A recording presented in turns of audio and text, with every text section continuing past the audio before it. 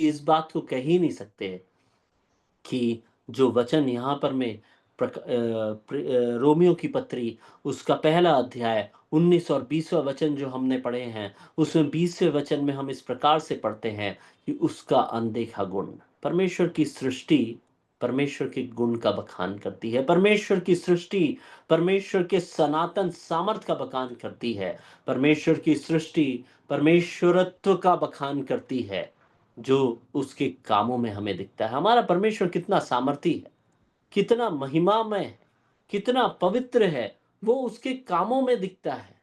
और उसके विषय में क्या लिखा है, उसका एकदम एक्सट्रीम जगह पर में वो ले जा लेता है और कहता है यहां तक कि वे निरुत्तर हैं। निरुत्तर है, कुछ भी जवाब नहीं बाकी। निरुत्तर का अर्थ क्या है? कुछ भी जवाब नहीं बाकी, कोई बहाना बाकी न रहा। मेरे प्रियो, ये सृष्टि, ये परमेश्वर जो हमारा है, जो महान सर्वशक्तिमान परमेश्वर है, जिसके अनदेखे गुण हैं, जिसकी परमेश्वरत्व को सारी सृष्टि बखान करती है, इतना महान परमेश्वर, जगत का सृष्टिकर्ता, जो किसी में वो भेदभाव नहीं करता। जैसा कि मैंने आपको बताया, उसने वही सूरज सबको दिया है, वही चांद सबको दिया है, वही मेघ हर किसी पे बरसता है, वही बारिश जिसके द्वारा इस संसार में हम पानी नदियों के द्वारा और कुओं के द्वारा और अन्य साधनों के द्वारा सबके लिए एक समान प्राप्त करते हैं, वही भूमि की उपज जो मुझे भी वही भोजन देती है जो इस संसार के हर किसी को देती हो। कितना अद्भुत प्रयोजन, धार्मिकता का प्रमाण परमेश्वर का यह सृष्टि है। वो उसका कार्य इतना सामर्थी है कि उस सृष्टि के सम्मुख मैं और आप हर कोई निरुत्तर है। कोई बहाना नहीं चलेगा। कोई यह नहीं कह सकता कि मैं तुझे नहीं जानता था प्रभु। परमेश्वर को हम नहीं जानते वाला बहाना चलेगा ही नहीं। सृष्टि उसके परमेश्वरत्व का बखान करती है। 18वां वचन फिर से स्मरण करें। परमेश्वर का क्रोध तो उन लोगों की सब अभक्ति और अधर्म पर स्वर्ग से प्रकट होता है, जो सत्य को अधर्म से दबाए रखते हैं। किस परमेश्वर के लिए, किसके सम्मुख हम सत्य को अधर्म से दबाए रखें? अपने अपराधों को हम क्यों नहीं मान रहे? इस परमेश्वर की जानकारी नहीं होने के कारण न्याय का एक दिन आएगा, जब मेरा प्रभु दोबारा आएगा। तब प्रभु अपने न्याय आसन पर बैठ करके सबका न्याय करेगा, मेरा पहले और बाद में सबका। और उस समय मैं निरुत्तर रहूंगा, कोई बहाना बचा नहीं होगा। परमेश्वर जब अपनी धार्मिकता के साथ में प्रकट होगा, हम निरुत्तर हो जाएंगे। सृष्टि के सम्मुख हम सब निरुत्तर है। उसकी सृष्टि में उसकी पवित्रता, उसकी सनातन सामर्थ और उसका ईश्वरत्व हम देख पाते हैं। जगत की सृष्टि से लेके आज तक एक समान। कितना अद्भुत परमेश्वर है मेरा और आपका, कितना सामर्थी परमेश्वर है मेरा और आपका। हम उस पर विश्वास क्यों नहीं रख पाते? अपने जीवन के हर एक चाल चलन में, हर एक परिस्थिति में, हर एक घटनाओं में हम उसे थामे क्यों नहीं रह सकते? इतना सामर्थी परमेश्वर जिसके सम्मुख सब कुछ निरुत्तर है, परंतु हम क्या करते हैं? 21वां वचन, 21वें वचन को पढ़िएगा भाई। रोमियो 1 का 21। इस कारण कि परमेश्वर को जानने पर भी उन्होंने परमेश्वर के योग्य बड़ाई और धन्यवाद ना किया, परंतु व्यर्थ विचार करने लगे, यहाँ तक कि उनका निर्बुद्धि मन अंधेरा हो गया।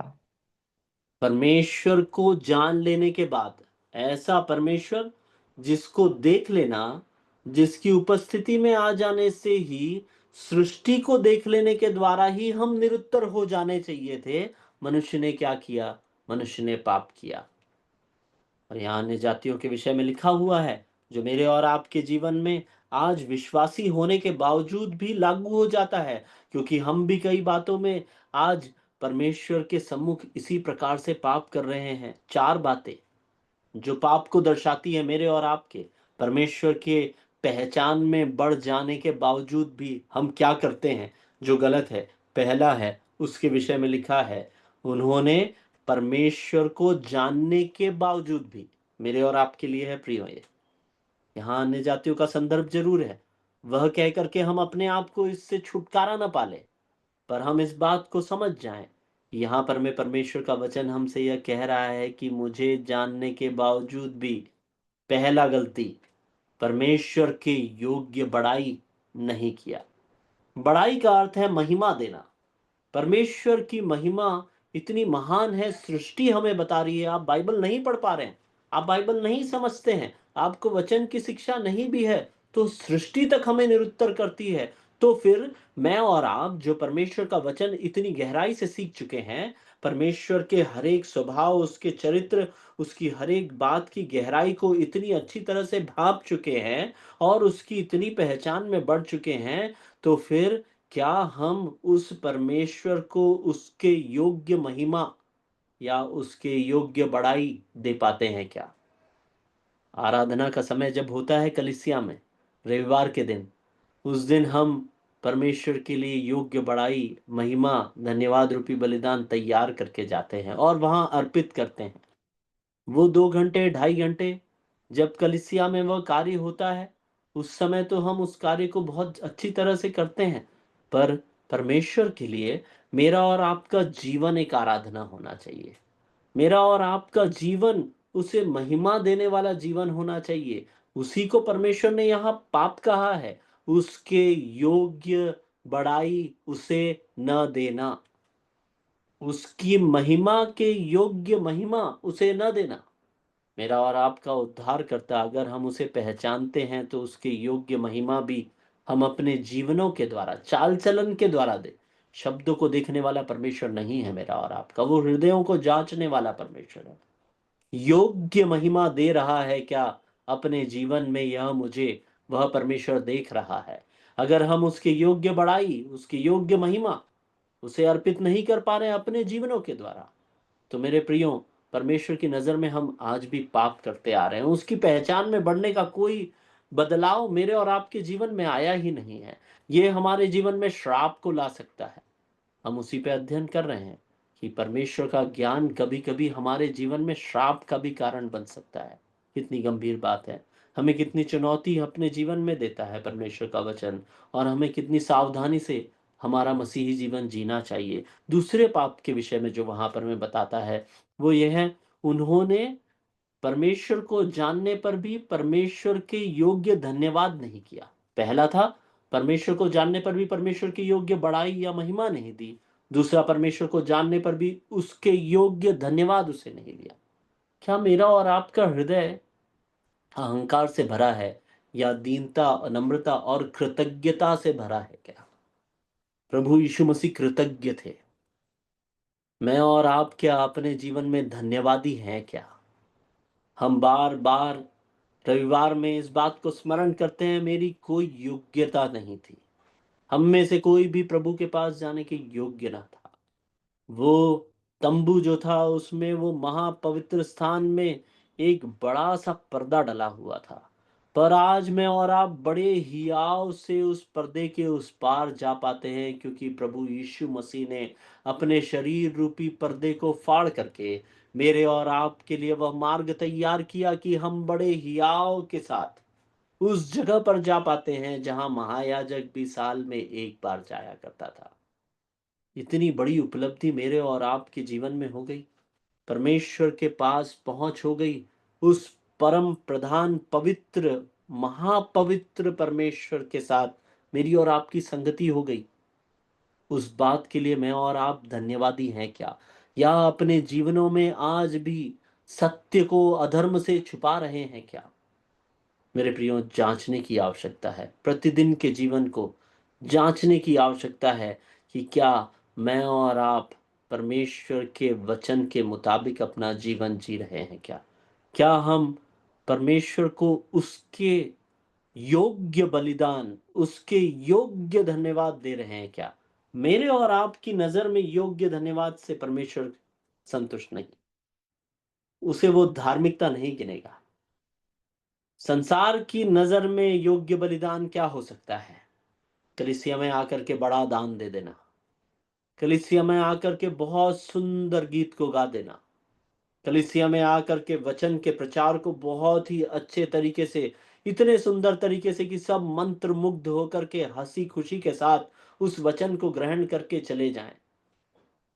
संसार की दृष्टि में वो परमेश्वर के योग्य धन्यवाद होगा, पर परमेश्वर की दृष्टि में टूटा हृदय परमेश्वर के लिए योग्य बलिदान है। क्या मैं और आप जब परमेश्वर के वचन को पढ़ते हैं, जब परमेश्वर की पहचान में आते हैं और अपने आप को उस मसीह के सम्मुख रख करके अपने जीवन को जब टटोलते हैं, अपने अधर्मों को जब भांपते, जब जांचते और पाते हैं कि मेरे में कोई सत्यता नहीं, मैं अधर्मी हूं, मसीह कितना पवित्र है और मैं कितना अधर्मी हूं, जब इस बात को हम जानते हैं, तो क्या मेरा और आपका हृदय टूटता है क्या? क्या हमारा हृदय भारी हो जाता है क्या कि मुझ में अभी प्रभु कितना अधिक पाप है, तू मुझे क्षमा कर, मैं तेरे योग्य अभी भी नहीं बन पाया। तूने मुझसे इतना प्रेम किया, तूने अपने आप को मेरे लिए दे दिया और कुछ भी नहीं रख छोड़ा मेरे लिए, सब कुछ पूरा किया, उसके बावजूद भी प्रभु मुझ में कितनी कमी है। क्या मैं और आप इतना अधिक इस ईमानदारी के साथ में परमेश्वर के सम्मुख अपने आप को तोड़ पाते हैं क्या? टूटा हुआ हृदय उसके लिए योग्य बलिदान है। हम पढ़ते हैं और यहां पर में लिखा है, परमेश्वर के योग्य बड़ाई, परमेश्वर के योग्य धन्यवाद। मेरे प्रियो, संसार के योग्य नहीं, परमेश्वर के योग्य। वह हृदय को जांचने वाला परमेश्वर है। सच्चे हृदय के साथ, सच्चाई के साथ अगर हम उसके सम्मुख अपने अधर्मों को नहीं स्वीकार करेंगे, तो हमारे अधर्मों को नहीं ढापेगा, वो हमें जरूर दंड देगा। मैं और आप उस पाप के भागीदार न बन जाएं। दो बातें हमने सीखी। तीसरी बात हम देखते हैं, तीसरा है, वहीं लिखा है, उसी 21वें वचन में लिखा है, परंतु व्यर्थ विचार करने लगे, अपने आप पर भरोसा रखने लगे। व्यर्थ विचार, व्यर्थ विचार।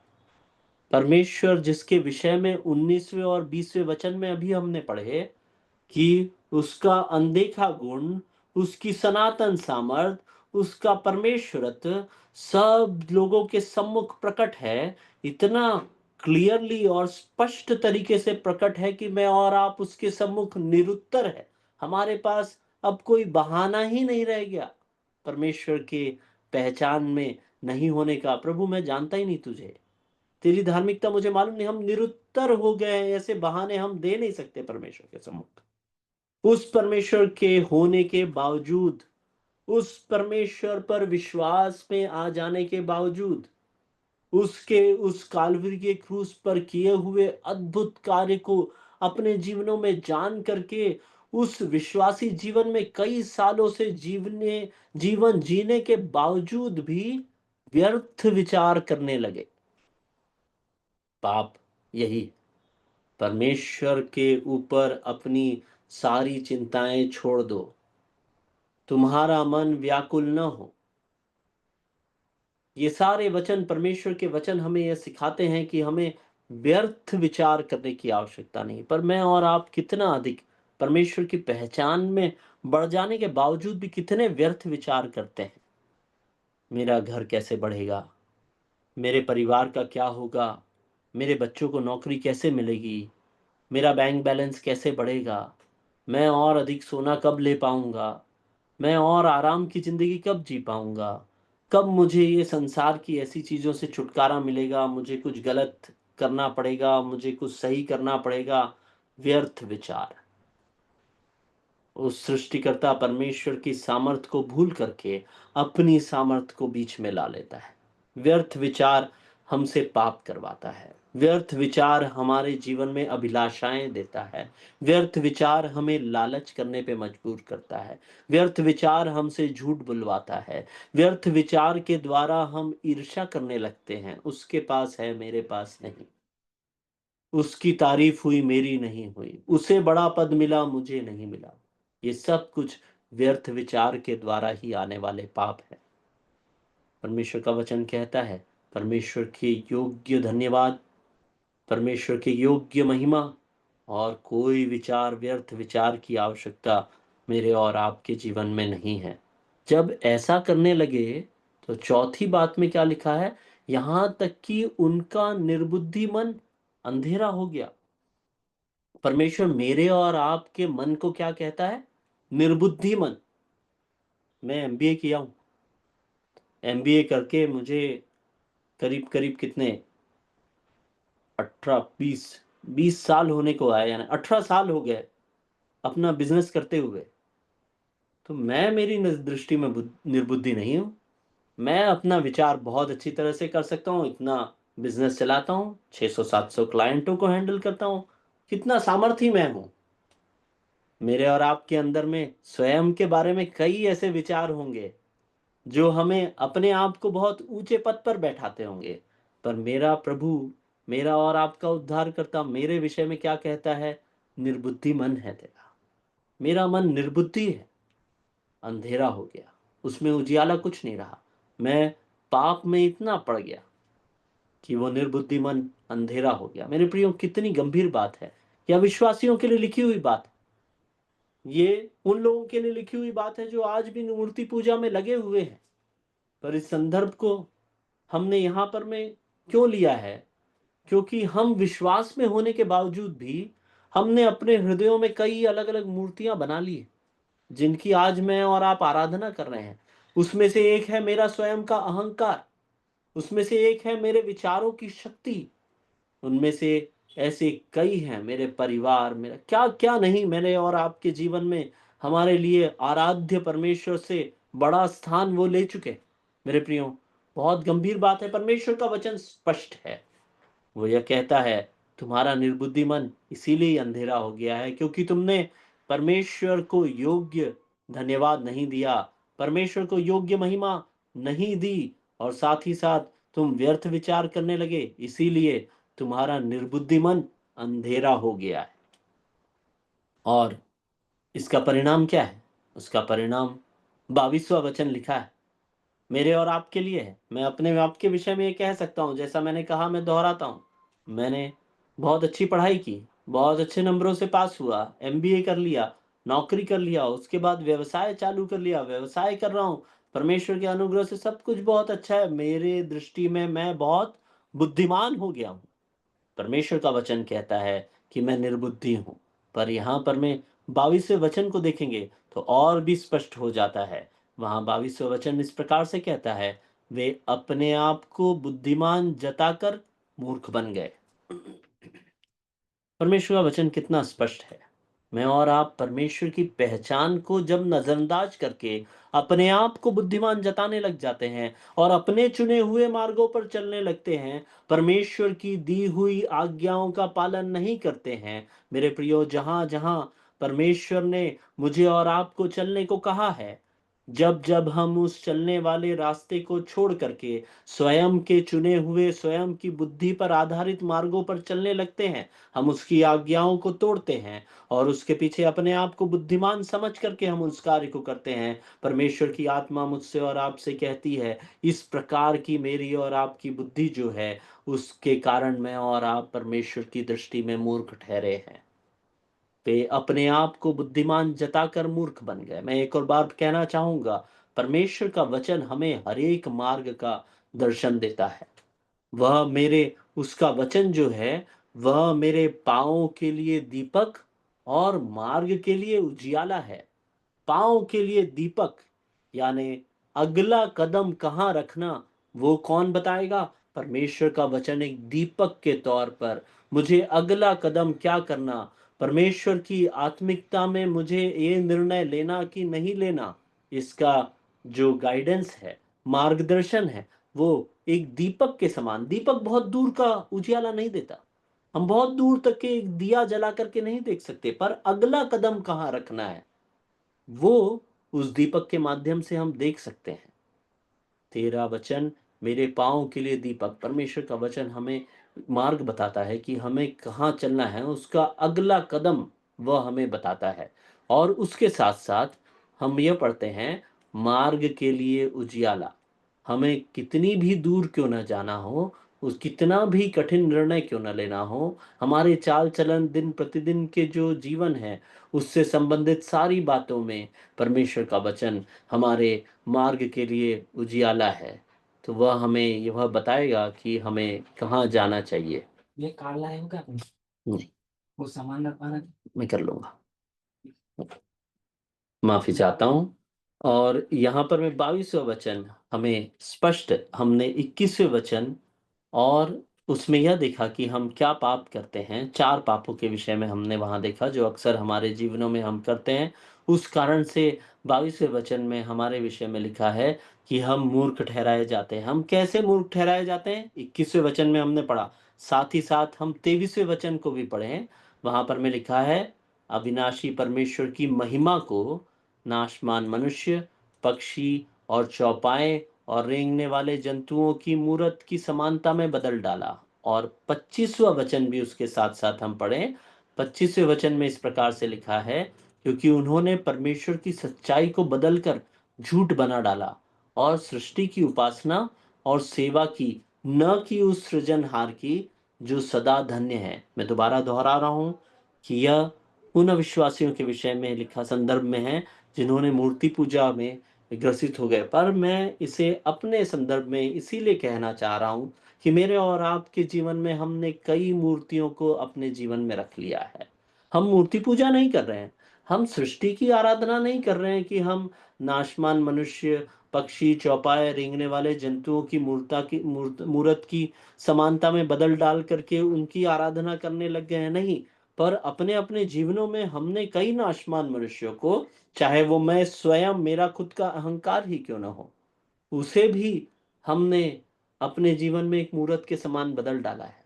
परमेश्वर का स्थान स्वयं की बुद्धि को दे दिया है। इसीलिए 22वें वचन में जो लिखा है, अपने आप को बुद्धिमान जताकर वे मूर्ख बन गए। मैं और आप परमेश्वर की दृष्टि में मूर्ख हैं।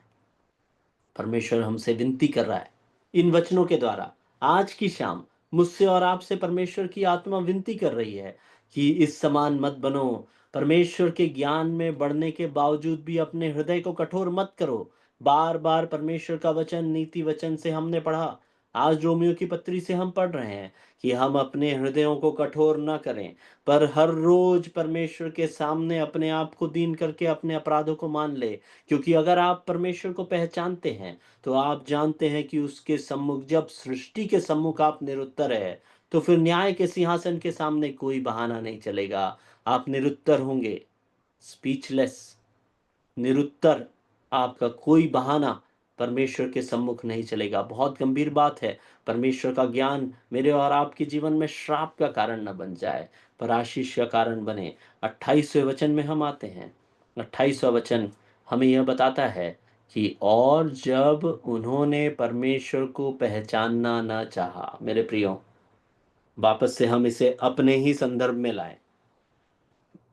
मेरे जीवन में इतना अधिक परमेश्वर की पहचान में बढ़ने के बावजूद भी मैं उसका तिरस्कार करके प्रतिदिन के अपने जीवन में पाप में जीवन अगर जीता हूं और रोज अधर्म के मार्गों पर चलता हूं और सत्य को अधर्म से ढाप देता हूं, जैसा कि हमने 18वें वचन में पढ़ा, तो परमेश्वर का यह वचन मेरे लिए भी लागू हो जाएगा जब वो ये कहता है कि 28वें वचन में, जब उन्होंने परमेश्वर को पहचानना न चाहा, निरुत्तर था, बाइबल मुझे दिया हुआ था, परमेश्वर के अलग अलग दास लोग आकर के मुझे परमेश्वर का वचन सिखा रहे थे। ये सब कुछ होने के बावजूद भी मैंने न चाहा कि मैं परमेश्वर को पहचानूं।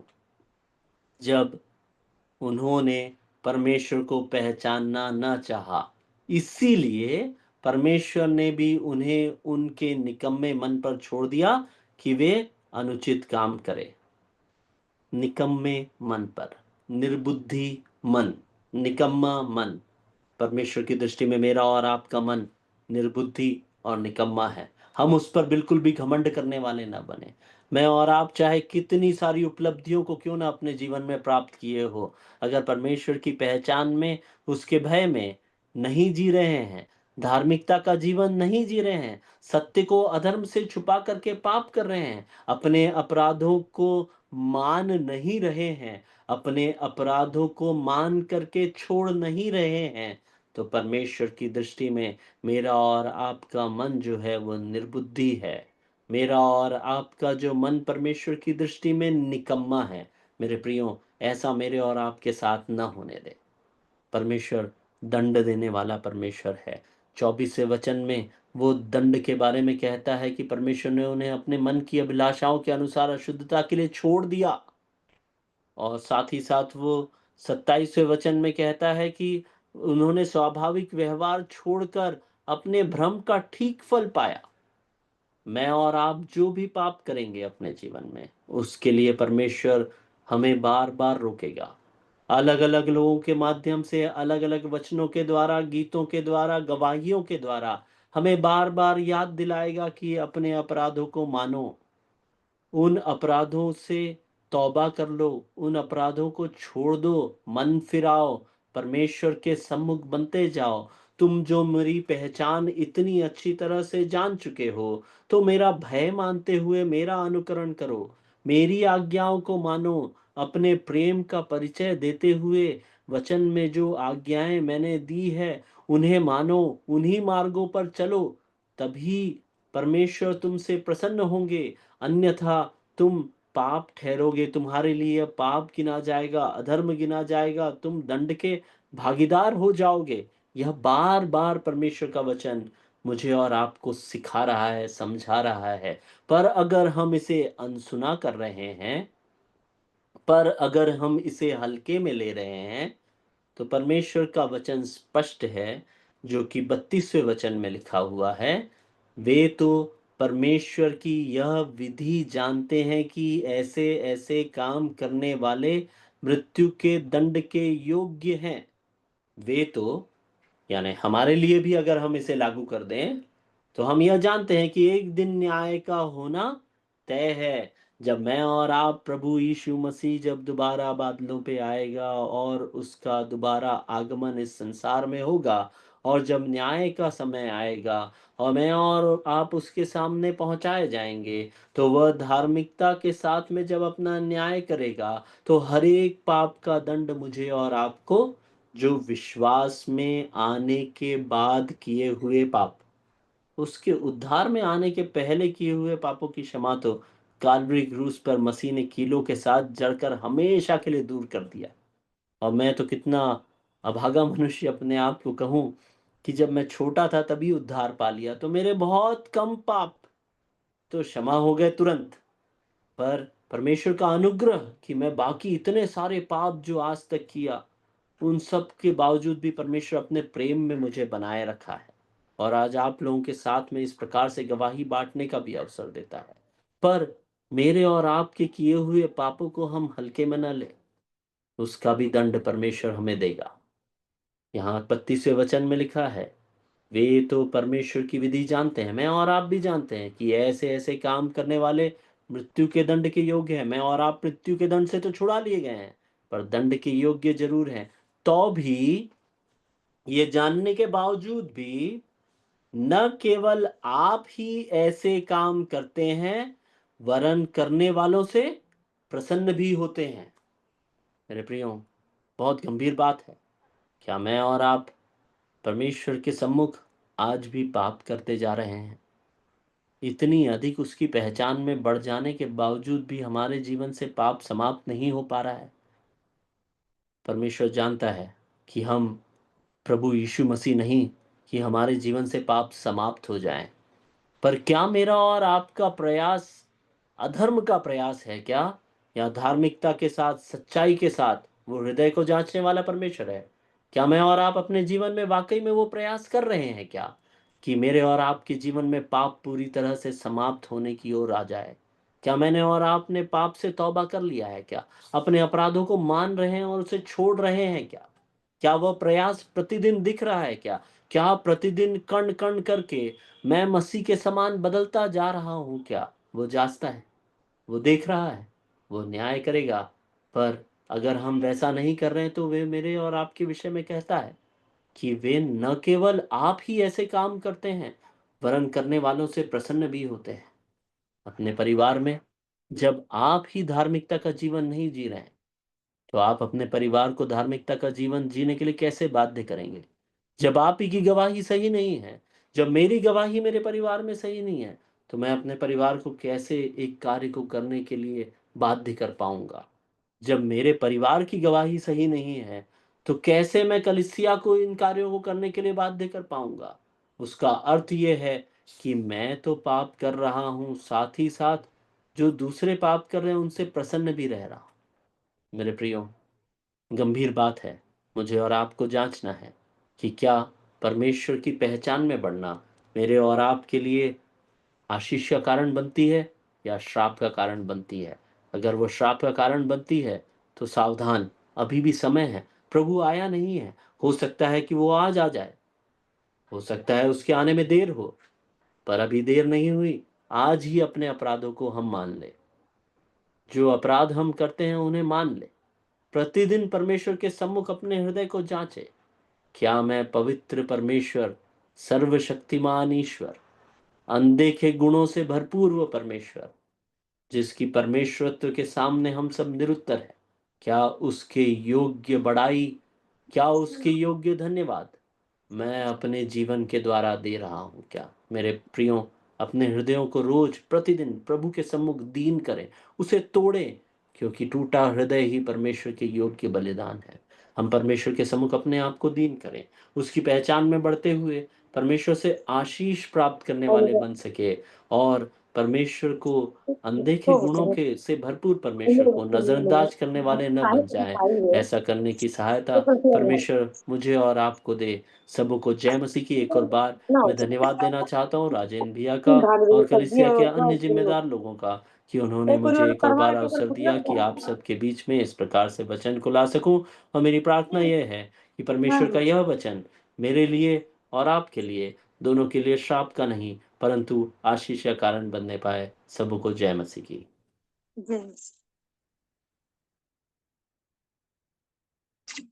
ले सकले, लेकिन पानी आने जात हमके दिखेबी तब। काहे से कि अगर ना देखेबी तो हम गिर जाब फिर के। हमार माटी माटी आज भयल है।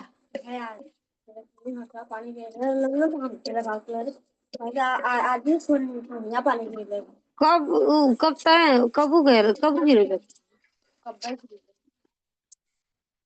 अजी हर का कर गए नहीं। अरे उनके दम दू एक से मनवा गिरा हम से पे के कहते कि पत्थर आ गया गिरले। अच्छा है ये पत्थर आ जो रखल है। अरे हट। राहुल भाई, एंड करिए मीटिंग को। जी जी अंकल जी, बहुत बहुत धन्यवाद अंकल जी, बहुत ही सुंदर वचन आपने हमारे बीच में रखा। परमेश्वर आपको बहुत ऐसी आशीष दे। और जो आपने हमें बताया है कि परमेश्वर को हम कैसे पहचानेंगे और हमारा परमेश्वर कौन है, बहुत ही सुंदर वचन। जिस रूप से जिस रीति से आप हमें समझा रहे हैं, उस उसी रीति से अगर हमारे भाई बहन इस वचन को हमारे बीच में सीखेंगे और अपने जीवन में लागू कर सकेंगे, इससे हमें बहुत ही खुशी मिलेगी। और परमेश्वर कहता है, और भैया ने बताया कि हमें अपने पापों को छोड़ना है, क्योंकि परमेश्वर हमारा उसी पापों के लिए मारा गया, गाड़ा गया, और हम ही पापियों जैसे लोगों के लिए फिर से तीसरे दिन जी उठा। इस बात को हमें समृद्ध करना है। बहुत बहुत धन्यवाद भैया जी। और हम प्रार्थना करके समाप्त करेंगे हमारे बीच में। अ,